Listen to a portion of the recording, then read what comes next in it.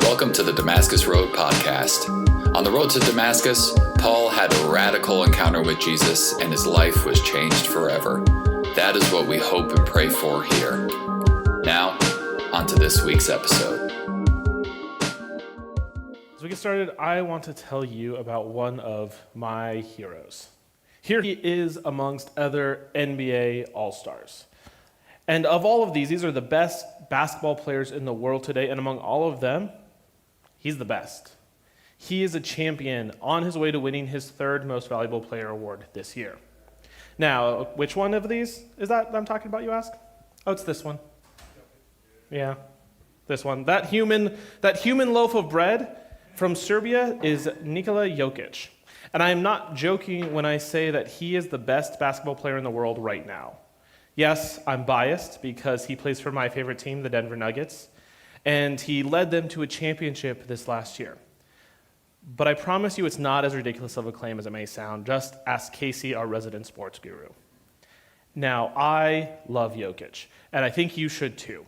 People call him the Joker, which I think started just because people weren't sure how to pronounce his Eastern European last name, and as a Stibrich, I relate to that. And then here is a real picture from his childhood, which gives hope to chubby, unathletic kids all over the world. Again, just like me. Now, if you think we take sports much too seriously, he agrees with you. To him, basketball is just a job that pays for his true passion, horses. And then last year, after winning a championship, the ultimate achievement, the pinnacle of his profession, he sounded kind of disappointed that it started to cut into his horse racing season back in Serbia.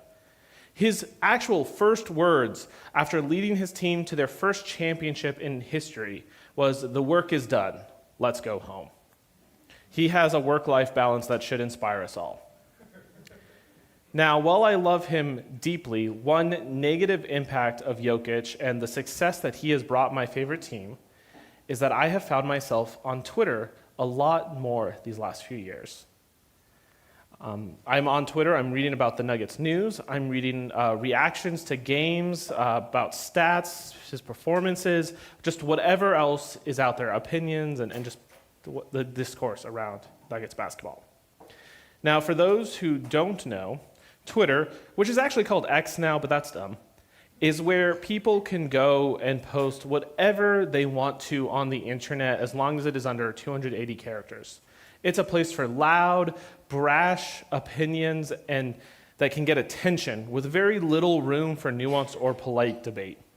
Sports and Twitter is a toxic combination. And I've gotten myself caught up in it, reading it, being shaped by it, even though I'm not really posting anything myself. And on Twitter, debate has gotten particularly heated in comparing the merits of Nikola Jokic and another player, Joel Embiid. Now, these two players are at the top of their game. They are two of the best basketball players in the world right now, like inarguably. But of course, on Twitter, there's no room for that. Rather, according to Twitter, one of them must be the absolute best of all time, and the other is hot garbage pretending to be good. It gets weirdly intense, and I have found myself following this account that is like fully committed to destroying any notion that Embiid is a good basketball player, unlike Jokic, who is the paragon of selfless, beautiful basketball. And I don't know what ethical basketball means or like what this guy's deal is, but honestly, I kind of loved it. And in this, I got swept up in all of this toxic debate. You know, I would cheer against Embiid, even though I have no reason to dislike or have any opinion about Embiid as a person. He's done nothing to hurt me. But some anonymous people online have gone fiery, arguing about who is the best and who is terrible between Embiid and Jokic, and by golly, I have to side with my guy. And this crazy, toxic discourse has consequences. Now, you might think professional athletes are above caring what people post about them online, but they are not. And these silly debates have created like a weird rivalry between these two, even if they don't have like real animosity, and it comes with some like weird pressure on them in how they compete against each other. Now, Embiid, for one reason or another, has missed his team's annual game in Denver against the Nuggets for the past 4 years. It's a little weird, but to people online, it is evidence that Embiid is soft and somehow immoral. It's because he's avoiding playing Jokic on Jokic's home court, where he would have an advantage. Jokic would have the advantage in Denver. And people joke that, when Embiid is listed out for those games, that he's out with the Serbian flu. Because Jokic is Serbian and it's catchy and, he's trying to avoid Jokic is what they're implying. And then this happened again just a few weeks ago. Embiid missed the game and took a lot of criticism for it. And then a few days later, because of that, he kind of put himself out there later because he didn't want to answer those critics, but he was actually hurt. And then playing hurt, he made it worse. And now he's a torn meniscus and he's going to miss several weeks. All weird. All very weird. But that's how it is. The internet is a weird place for conflict. In real life, conflict is hard. We fear blowback and getting somebody upset with us. We fear being honest about our emotions. We fear possibly having to admit that we are wrong. But online, none of that matters. The worst we can get online is angry words on a screen. We can present whatever image we want. And we never have to admit that we're wrong. We can say or do whatever we want online to one another, so people will just kind of post whatever. And the result is we've created a digital space where people are reduced to just a single idea, argument, or point, rather than a full person. And if we don't like that one idea, we villainize one another, or we are villainized ourselves. Online, one wrong idea makes someone a monster. And what do we do with monsters? We form an angry mob to kill the beast. So in this new digital world, outrage is a virtue. So that sounds terrible and toxic. So how do we engage with conflict well online? Well, here's my advice. Step 1, don't. Don't. That's it. That's the message. It's too easy to fall into some terrible traps, and there's not really any benefit to it. Digital relationships cannot replace direct in-person relationships, and resolution online is rare. I simply don't think there's any need to engage with online conflict. But here's the problem, and here's where we need to listen to biblical wisdom. While we can choose not to engage with online conflict, it is impossible not to engage with conflict in our lives. Maybe you and a friend are struggling with conflict. They let you down, or you let them down. Or you tried to share something hard with them and they didn't treat it very seriously. Or you blew up at them and you overreacted. And now you're in the middle of a conflict and you're really not sure what to do next. You care deeply about the friendship, but you feel hurt and confused, and working it out doesn't seem possible. Or perhaps your conflict is with a roommate and you are just not on the same page about keeping things clean. And at this point, you've used up all of your sticky notes on passive-aggressive notes and you're endlessly frustrated at home, but you don't want to be the one to actually say something. Maybe it's a classmate or a coworker and you're having conflict with them. You don't see eye to eye on a group assignment or on a project, and your constant bickering is making it impossible to move forward. You can't, per my last email, out of it. It would be uncomfortable to bring it up now, and you'd rather just vent about it to your friends or spouse than confront them. Or maybe you got into a huge argument with a sibling the last time you were home and you just haven't spoken since. Sure, you maybe said some terrible things to them in your anger, but they're the one in the wrong, and they should come to you and apologize first. Maybe your conflict is with your parents. They keep pushing expectations on you that are aligned with their goals and values, not yours, and you're ready to explode from the pressure. Perhaps this has gone on for years, and every time that you've tried to bring it up with them, it has ended poorly. At this point, you're not sure you want to bring it up at all. Now, online, we can disengage and unsubscribe. But if we unsubscribe from relationship, then that means walking away from it and abandoning any path forward with our friends, our roommates and neighbors, our classmates and coworkers, our parents and siblings, our spouses and families. When we simply choose to unsubscribe as our default conflict resolution method, we're choosing not to have relationships with human beings. Now, if we want to move forward in any of these relationships, we will have to deal with conflict. But when so much of our lives today are shaped by our digital habits, our online conflict is seeping into our real conflict. It is reshaping culture, rules, expectations. It is reshaping what we think normal conflict is. So since conflict is unavoidable in real life, let's turn back to the wisdom of the Bible as we've been doing this whole series and unlearn digital strategies for conflict and learn biblical ones instead. The foundation for our biblical wisdom this morning comes from the book of James, a letter written by the brother of Jesus to the church.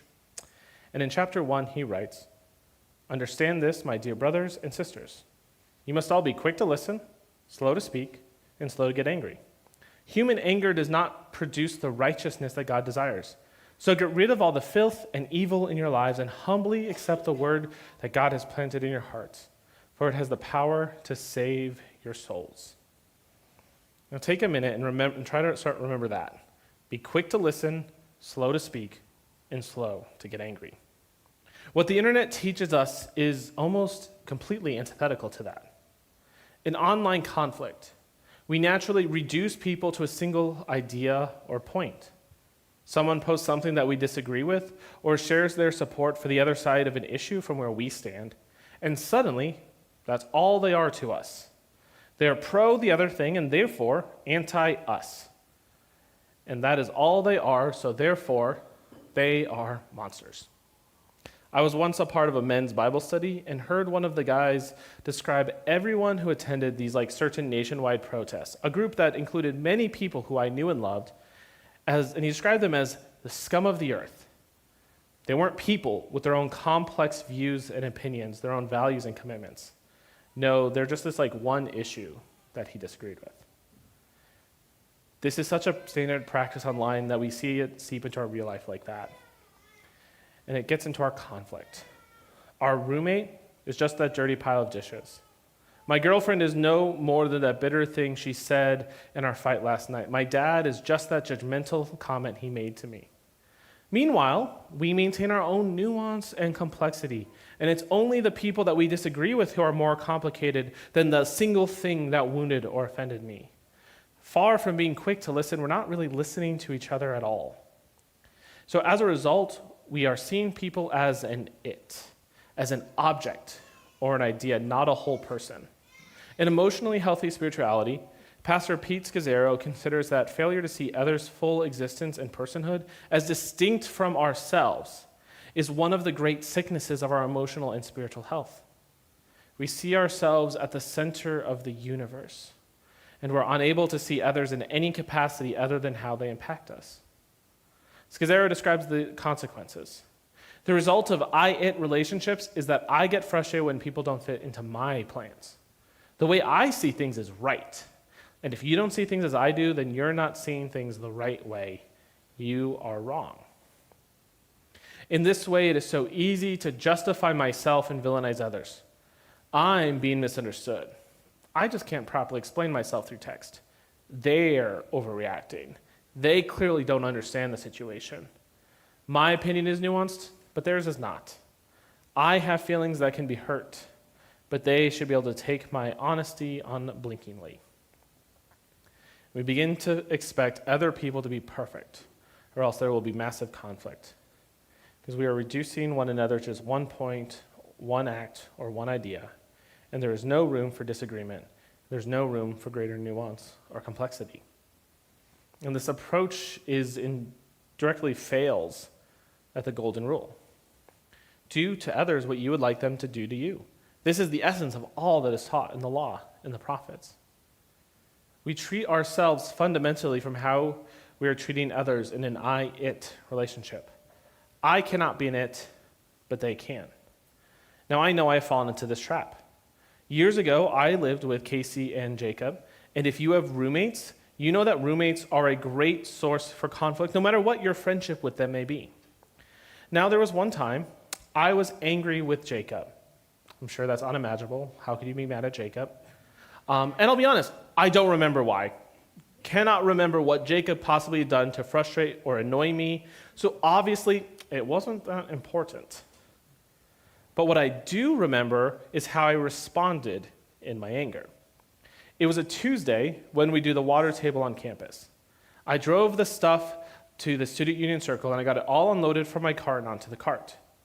Now, no one was waiting there for me, so I had to go park and come back to take it myself to the mall to start getting it set up.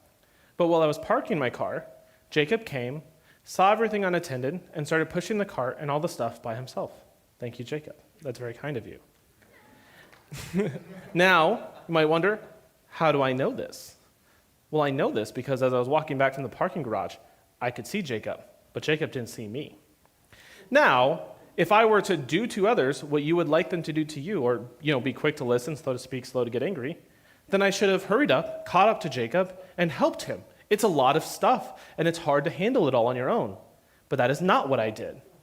Again, I was frustrated with Jacob. So instead of going to help him, I hung back and stayed out of sight and took my sweet time catching up with him. Yeah, I'm not good in this story. I just chose to let Jacob struggle all on his own. Now, I don't think I've ever told Jacob this story, and I can't imagine Jacob remembers this or has any idea that I was standing there watching him struggle and choosing not to help him. I was treating Jacob as an it. He was nothing more to me in that moment than this object of my scorn. He was my offender. He wasn't my friend who was helping me out in that moment. He wasn't someone giving of his time to help serve our campus. No, all he was to me, how I was treating him, was as an it, as an easy object to take my pettiness out on. If we are to practice being quick to listen and doing to others what you would like them to do to you, we need to seek and to see I-thou relationships instead of I-it relationships. A thou is a person, and it is an object. A thou is complex with their own life, their own circumstances, beliefs, and outside relationships. And it doesn't exist beyond its relationship to us. It is only defined by its impact on us. When we treat people as its, we strip them of their personhood. To engage in conflict well and not as the internet teaches us, we need to recognize that we're not at the center of the universe. It's not all about us. Everyone does not simply orbit around us, existing only in their relationship to us. This is why Scazzero compares the magnitude of this shift to the shift from seeing the earth and all of humanity as the center of the universe to recognizing that the sun is at the center of our solar system. To see a spouse, friend, boss, child, and coworker as separate, unique human beings without losing yourself. It is also a Copernican revolution of emotional maturity. The people, be it other people online, our roommates, our friends, our family, our classmates, our coworkers that we are in conflict with, have their own complexity, their own lives. They have their own separateness, all the things about their life that has nothing to do with us. They're more than that one point we disagree with. They are more than our point of contention. They are more than how they have hurt us. This is a vital shift we need to make away from our digital culture into a biblical bias, which Scazzero describes. I recognize that I am made in the image of God, and so is every other person on the face of the earth. When we reduce people to a single idea or point, when we strip them of their complexity, we treat them as its instead of thous, and we fail to see the image of God in them. Again, James encourages us, be quick to listen, slow to speak, and slow to get angry. Let us be quick to listen and recognize the personhood and the image of God present in the thous all around us. Now, our digital culture also encourages us to disengage if I disagree. If I don't like someone, I unsubscribe, I can stop engaging with them. I can follow them, I can block them. But in real life, this translates to deciding that I'm just going to avoid them or never confront them.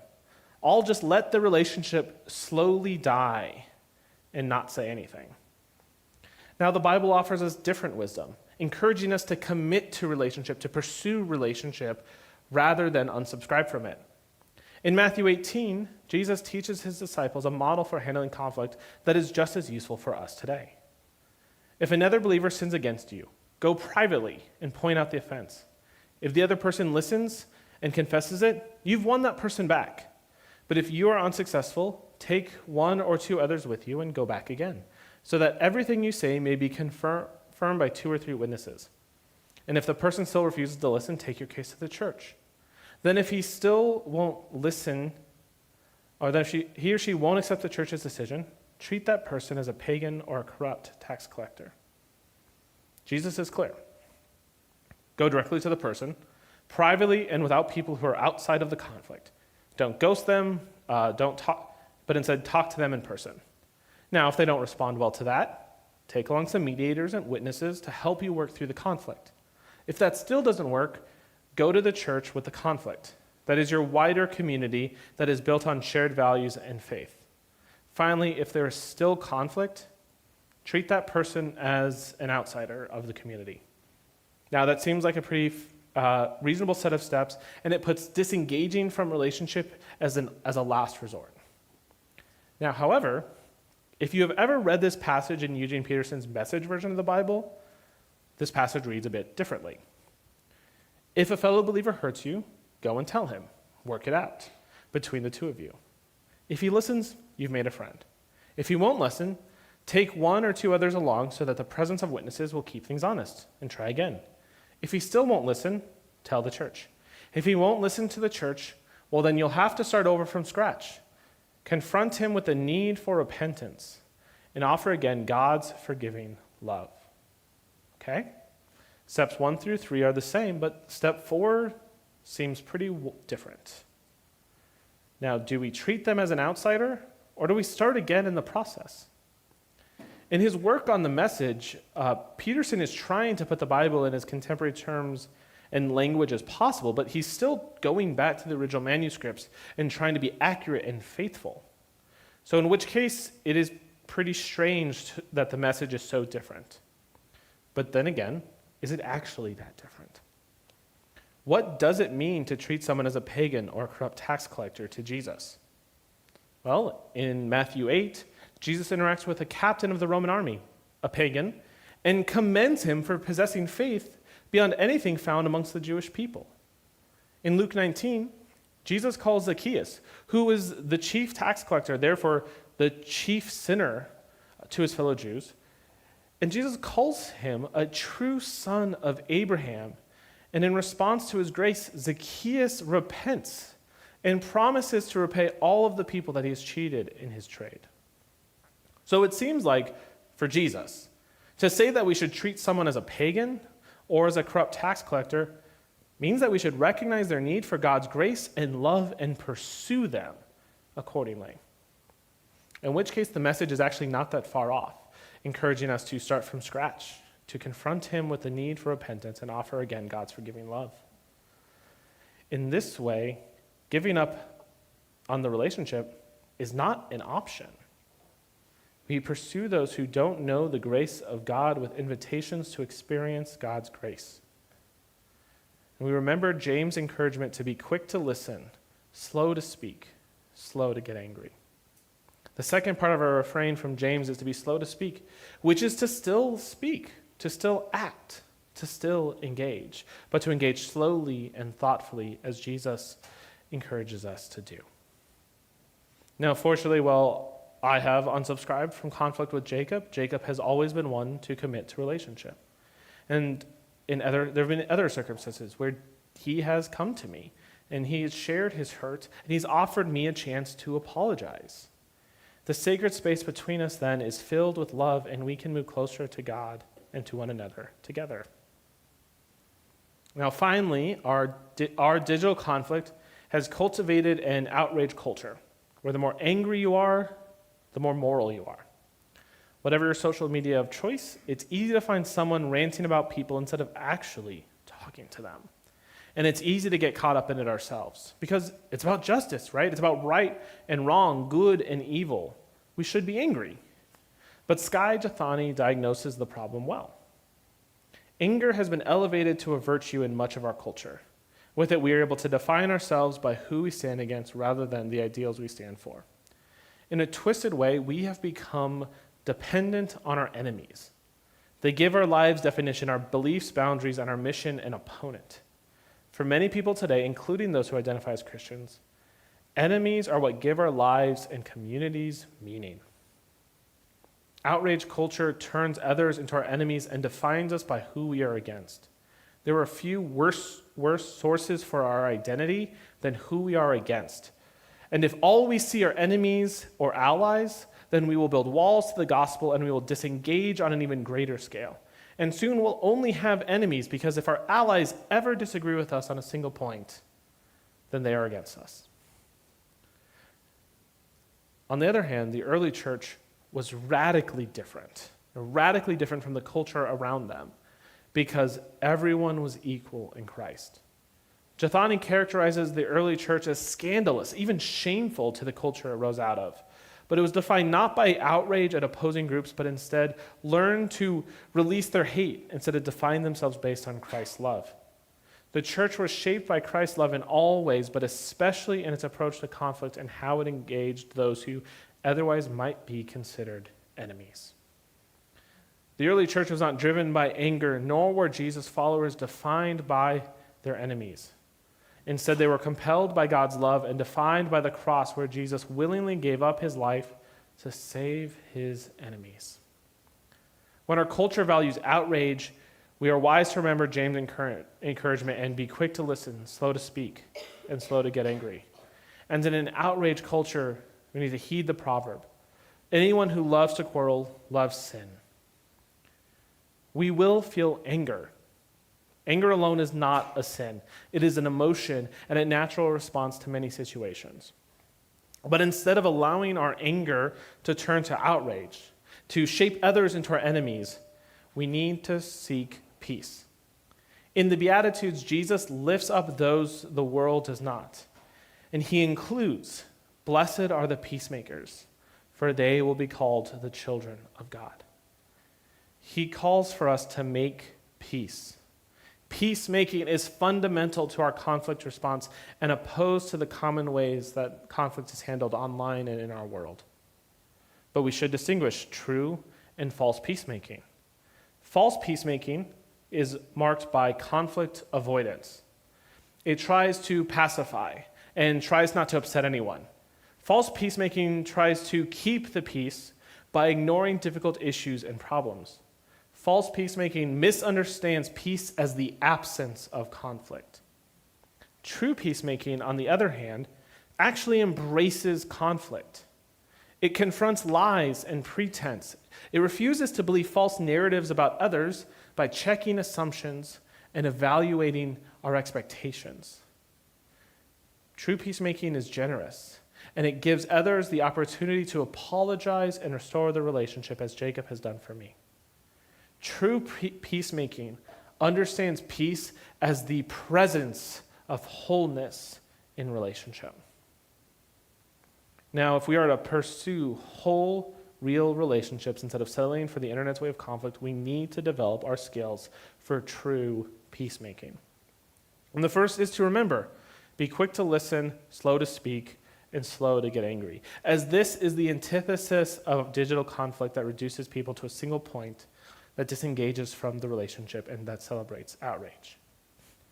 The second, as we engage with conflict, is to treat people as thous, not its.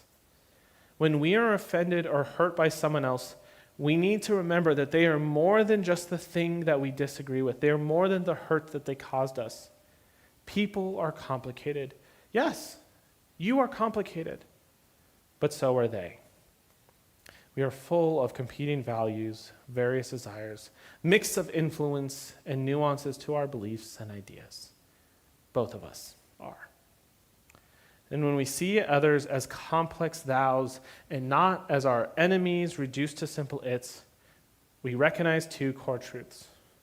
One, they're doing their best, even if it's not good enough, so we offer them grace. And two, you're doing your best, even if it's not good enough. So own that and ask for grace. Now, we extend grace to others by checking our assumptions. We go to them and ask, the story I'm telling myself is that you don't clean up after you cook because you don't care about our communal space. Or, well, I assumed that you knew how busy I was when you asked me to pick up some more work responsibilities. But is that true? And then we give them the chance to correct our assumptions with the truth. Even if we were right, we give them the chance to speak for themselves. And even before we talk to them, we can also recognize our own assumptions, and we can practice telling ourselves more gracious narratives instead. Now, instead of believing that they intentionally left us out when they invited people over for board games, we practice believing that it was an oversight, it was a mistake, and that they didn't intentionally mean to hurt us. Now, the other part of this, the other side of this, is that we need to own how our own best falls short and ask for grace for ourselves. Be prepared to recognize and admit your own fault. Yes, you knew your coworker was waiting on you to finish this task, but you procrastinated and let them deal with the consequences. Yes, your reaction to your friend's feedback was triggered by hurt that you experienced from your parents growing up, but that doesn't mean your friend deserves you blowing up at them. Then maybe there's another step you can take beyond this. Consider, if you often find yourself in conflict with others, what is the common denominator in all of those conflicts? It's you. Now, you are complicated, but consider, what might you need to change in yourself? Are you holding grudges? Are you struggling with bitterness and unforgiveness? Are you not clearly expressing your wants and needs, but instead expecting people just to know that you need help or upset or are having a hard time? Are you letting the discomfort of anxiety or social awkwardness or hurting someone prolong unresolved conflict, allowing narratives and lies to stew and grow? Now, if any of that resonates you, I do want to assure you the beauty of the gospel is to say that change and growth and healing is possible. So I don't give you that list to perhaps trigger shame, but instead invite you into that grace. Now, Paul encourages us that do all that you can to live in peace with everyone. Do you need to grow in listening, in speaking more slowly, in speaking up at all? Do you need to consider your own anger and strategies for dealing with it? And how can you invite God into that? Finally, to be true peacemakers, we need to deal with our conflicts directly and in a timely manner. This means no subtweets, no passive-aggressive notes, no avoiding or unsubscribing. Peace in our relationships is not possible without this. Jesus even encourages us prioritizing dealing with our conflict over worship. If you are presenting a sacrifice at the altar in the temple and you suddenly remember that someone has something against you, leave your sacrifice there at the altar. Go and be reconciled to that person. Then come and offer your sacrifice to God. We cannot properly give our hearts in worship to God if we're not pursuing peace with others. We cannot be made right with God if we are not right with others. And I will add that a timely manner is somewhat relative. While Paul writes, "Do not let the sun go down while you are still angry," I would not encourage you to take that as like a hard rule for conflict. I think instead the wisdom of Paul is that we should not simmer in our anger, but instead we should feel it, we should process it, and release it. Trying to deal with conflict and anger by like an arbitrary deadline, and before we've really done some of that important work, can lead us to not really understanding what we are angry about, or focus on the wrong thing, or cause more conflict and confused emotions. I recently had a conflict conversation about something that occurred like about a month ago. Now, fortunately, that conversation went very well. And while I give most of that credit to God and to my friend's receptiveness and graciousness, it was important that I took the time to prepare myself for the conversation. By the time we talked, I was not angry, but my frustration and hurt was real. I needed time to understand why I was hurt and what value of mine was broken, what my own part in the conflict was, and what I hope to see going forward in our relationship. Now, I want to pitch in this because obviously there's a lot of skills there we can develop in conflict. And unless people want to sit here for another 10 hours as we workshop this out, probably isn't time right now. But that is why I do want to encourage people to engage with the emotionally healthy relationships course that we're going to be starting in our small groups. It comes from, again, Pete Scazzaro, who's talking about with emotional healthy spirituality. And it's a really helpful for kind of helping us to develop those biblically rooted skills, spiritually founded skills for engaging in healthier relationship and developing tools for conflict better. So I really want to encourage that, to engage with that. We've did it once in groups like several years ago, and I'm looking forward to doing it again. These are not things and skills that we ever master, but instead skills that we continually need to practice again and again as we pursue peace in relationship with one another. Now, I know, on the other hand, instead of using those skills that I learned from emotionally healthy relationships, my conflict would not have gone well if I'd gone to them immediately, when my anger was hot. It would not have been good if I had avoided them and simply talked to everyone else instead. For us to be true peacemakers, we need to deal with conflict directly and in a timely manner. Because we will all have conflict in our life. Our choice is not whether to deal with conflict or to maintain the peace. Our choice is whether we unsubscribe from conflict and disengage from relationships, or whether we deal with it and go deeper with others. Real relationship will always require that we work through conflict, directly, humbly, and honestly. But remember that full passage from James that we've been repeating again and again. Understand this, my dear brothers and sisters. You must all be quick to listen, slow to speak, and slow to get angry. Human anger does not produce the righteousness God desires. So get rid of all the filth and evil in your lives and humbly accept the word that God has planted in your hearts, for it has the power to save your souls. The way of the world is to villainize. It is to disengage or to be outraged against those we disagree with. But this does not lead us into righteousness and right relationship with God and others. It does not restore us. The way of Jesus extends grace and asks for it in return. The way of Jesus chooses relationships and pursues peace. The way of Jesus lays down our anger and sits in the sacred space between you and I that unites us. We subscribe to the way of Jesus, which is planted in our hearts by the word of God and the grace of Jesus Christ, and has the power to save our souls. Please pray with me. Dear Heavenly Father, help us to pursue peace, to be peacemakers as you call us to work through the difficult conflict in our relationships, Lord,